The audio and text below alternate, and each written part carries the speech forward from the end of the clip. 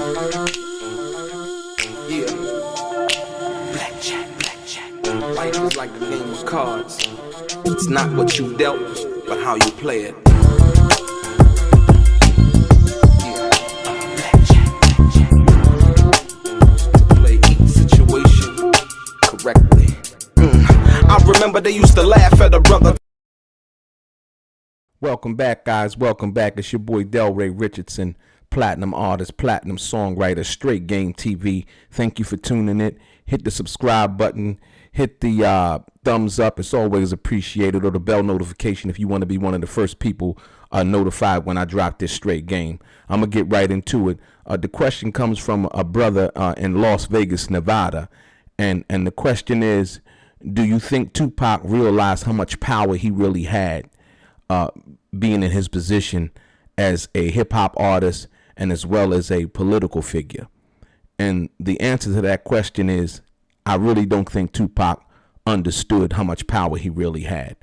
And the reason that I say that is because if he did, a lot of the moves that he pre-calculated, he wouldn't have acted them out in such a manner, if you will. And I'll start off by, first and foremost, dealing with the fact that when he went to prison, understanding where he was and what he meant to society at that moment in time, when he came home, one thing I don't think that he should have did was, I don't think that he should let Suge Knight be his manager. I mean, you could have did anything else that you wanted to do in regards to, being with Death Row, but I think he should have kept the same people that he had on that supported him through his trial. Mr. Tahimba, his manager at that particular time, the guy who you saw wheeling him into court in the wheelchair, was his manager at that time. I think, that was number one. Number two, because it's all about the people who you surround yourself with. You can tell a person's future by the people who they associate themselves with. And so once Tupac left prison, it seems to me that he basically left everybody alone that truly cared about him. And I wouldn't say he left Matulu alone, because I'm sure they always had a relationship. But the fact of the matter is that he didn't understand the ramifications of the stuff that he had been involved in. Like I said, with the shooting in Atlanta, a lot of the other stuff that he was facing, the gun charges and the situation in dealing with the young lady, Ayanna Jackson. And so there's a lot of things a lot of moves that he made that he shouldn't have made, just frivolous stuff, that you would normally, in understanding the power that you have, wouldn't even be affiliated. The Orlando Anderson situation in Vegas was another one. But like I said, more importantly, I think the government understood what power Tupac had.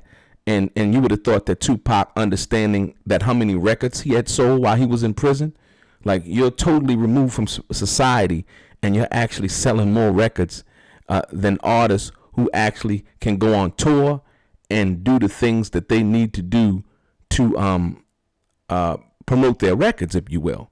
So all of those things, coupled with,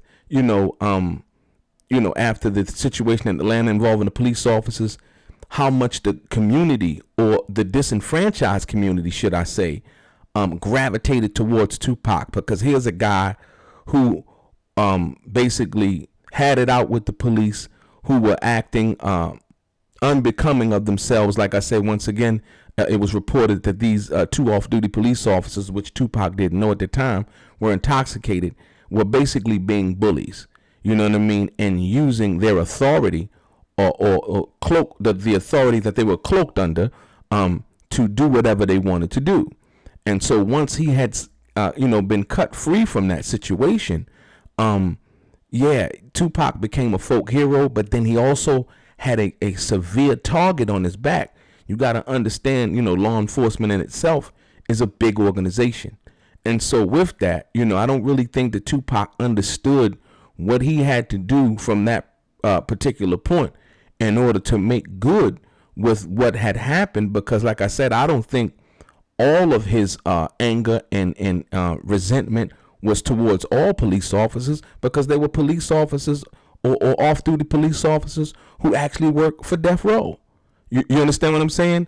But, in knowing that, I mean, I think he should have, did a lot more things to show that, hey, there were some good police officers and bad police officers. And so, understanding that power. And then you had, once again, Tupac was the first person who had government officials, Bob Dole, senators and presidents and people who were running for president calling out his name. That's when you have power. A lot of these other, rappers today and things like that, they don't even come close. They won't come close. And so when you understand that, I don't think Tupac truly understood the power that he possessed when it came to being who he was. And I think once he did the thug life thing, like he said himself, he said, well, I couldn't find a place to rest until I got the thug life tatted on my chest. Now, you got to understand what that means, because up until that time, he was lost. He didn't know where he fitted in. You know what I mean? From the perspective of, this culture, this West Coast gangster thing, which was real from the streets perspective, right? Not really coming from that, edge, and not to say that was a bad thing. You know what I mean? His experience was his experience, but as far as like not coming from that, and so now, he's basically straddling the fence. I'm a smart, articulate, intelligent individual on one end, but then on this other end, the people that I'm associating with, they're from the streets, from gangs, so on and so forth. Pimps, and drug dealers, and whatever else, right? So when you deal with that aspect of it, you kind of straddling his fence. So now, who do I identify with? I can't identify with the smart guy, because that's not cool. So now I can't identify as a gangster, because they're going to call me out, because I'm really not from there. So boom, enter thug life. That's my thing. That's the moniker that he took on and could take on, and really now find a place where, this is what I represent. I represent thug life. It's no different than a person representing a team.